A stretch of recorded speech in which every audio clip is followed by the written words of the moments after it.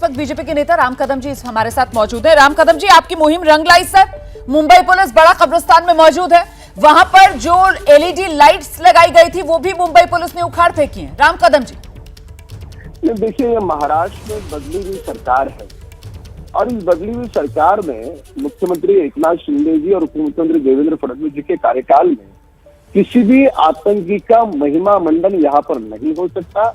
यहाँ पर शहीदों का सम्मान होगा, शहीद परिवारों का सम्मान होगा।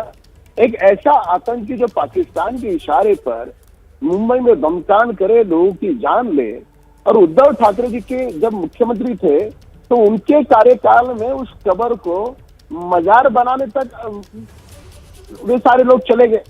क्यों उद्धव ठाकरे जी खामोश थे? शरद पवार जी, राहुल गांधी जी उनके साथ सत्ता साझा कर रहे थे।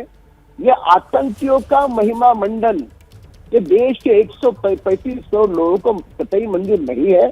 और अब महाराष्ट्र में सरकार बदली है, सरकार ने उस पर उचित कार्रवाई की।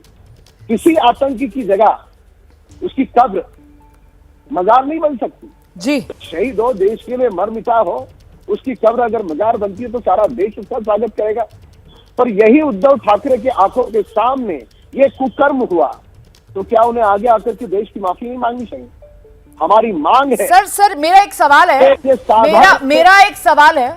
सवाल ये है कि वो कोई एक कब्र तो है नहीं, वो जो वहां पर बाउंड्री हुई हुई है वो तो ओटा की बाउंड्री हुई हुई है ना, और उसमें तो हम जो तस्वीरें देख रहे हैं यहाँ बड़ा कब्रिस्तान से, तस्वीरें भी दिखा रहे हैं हम एबीपी न्यूज के दर्शकों को, वो तो एक हिस्सा है और उसमें कई सारी कब्रें नजर आ रही हैं। अब वो पता नहीं किस किस की कब्रें हैं, कई कच्ची कब्रें नजर आ रही हैं मुझे, दो तीन तो मैं देख पा रही हूँ सर। बुनियादी सवाल यह उठता है जी, क्या किसी आतंकवादी हाँ। वो पाकिस्तान का जो हस्तक है, ऐसे आतंकवादी के कब्र को क्या मजार का रूप दिया जा सकता है? बिल्कुल। ये कौन सा देशवासी उसे कबूल करेगा? सर एक और बुनियादी सवाल है राम कदम जी, जिसका जवाब आप ही दे पाएंगे सर, क्योंकि नियम ये कहता है महाराष्ट्र के अंदर कि 18 महीने में कब्रिस्तान की जो मिट्टी है वो पलट दी जाएगी। यही नियम कहता है ना सर, 18 महीने में मिट्टी पलट देनी चाहिए जी। वो सारी चीजें उद्धव ठाकरे जी की अगुवाई में गलत हुई है। नहीं सर, मैं आपसे ये जानना चाह रही हूँ, नियम तो यही कहता है कि 18 महीने में कब्रिस्तान में मिट्टी पलट देनी चाहिए।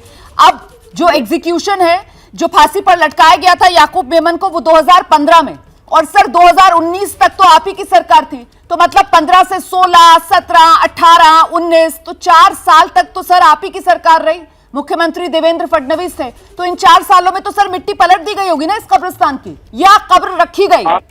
उस दौरान याकूब मेमन की कब्र रखी गई वहां पर। आपके जो ऊर्जावान पत्रकार है उनको वहां पर आप भेजिए, वहां पर आप पता करिए। महिमा मंडन हमारे कार्यकाल में नहीं हुआ है, ये सवाल हमने उठाया है। नहीं, महिमा मंडन की बात ही नहीं कर रही हूं मैं तो ये कह रही हूं सर, अगर मिट्टी पलट दी गई होगी तो मतलब कब्र का निशान खत्म, और आप लोग 4 साल तक सत्ता में थे तो वो मिट्टी तो उस दौरान पलट दी गई होगी ना सर, मैं ये जानना चाह रही थी। फिर तो वो निशान ही खत्म हो चुका होगा जी। आपके हर सवाल का जवाब मैं देने के लिए यहाँ पे सक्षम हूँ जी। शर्त इतनी है कि मुझे बोलने दिया। बताइए सर। मैं फिर से आपको कह रहा हूँ कि जो महिमा मंडन वाला काम कुकर्म है वो उद्धव ठाकरे मुख्यमंत्री हुए तब हुआ है, ये हमारे कार्यकाल में नहीं हुआ। और ये पहला विषय भारतीय जनता पार्टी के कर्मठ कार्यकर्ता ने उठाया है। ना सर, मैं तो बुनियादी सवाल पूछ रही हूँ, मैं तो ये बुनियादी सवाल पूछ रही हूँ जिसका आप जवाब दे दीजिए प्लीज, कि महिमा मंडन तो तभी होगा ना जब कब्र का निशान होगा, लेकिन 4 साल के भीतर तो 18 महीने वाला नियम वो आपके कार्यकाल में तो लागू हुआ होगा ना सर, तो वो तो मिट्टी पलट दी जानी चाहिए, तो फिर तो वो निशान बचना ही नहीं चाहिए 4 साल में। ये बचा हुआ था 4 साल में निशान, जिसका अब महिमा मंडन हो रहा है जो आप आरोप लगा रहे हैं। दो अलग अलग बातें हैं। हाँ, आपका पहला सवाल है कि मिट्टी पलट दी या नहीं पलट दी 18 महीने के बाद। अगर नहीं पलटी है तो वहां पर जो जिम्मेदार लोग हैं उन पर भी कार्रवाई होगी, एक।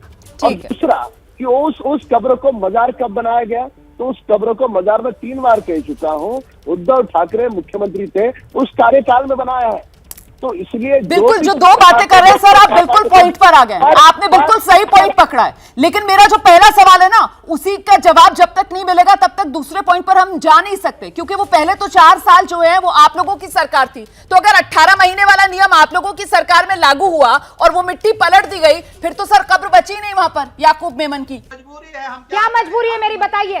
मैं अभी आपको बताती हूँ कि मैंने ओए होए होए होए नमकीन के चटकारे लेते हुए टकटकी मार के डिबेट शो को पॉज रिपीट कर करके देख रहे हैं जोगिंदर जी। इनकी तरह आप भी देखें अपनी फेवरेट डिबेट्स को रिपीट कर और डाउनलोड कीजिए एबीपी लाइव ऐप अपने स्मार्ट टीवी पर।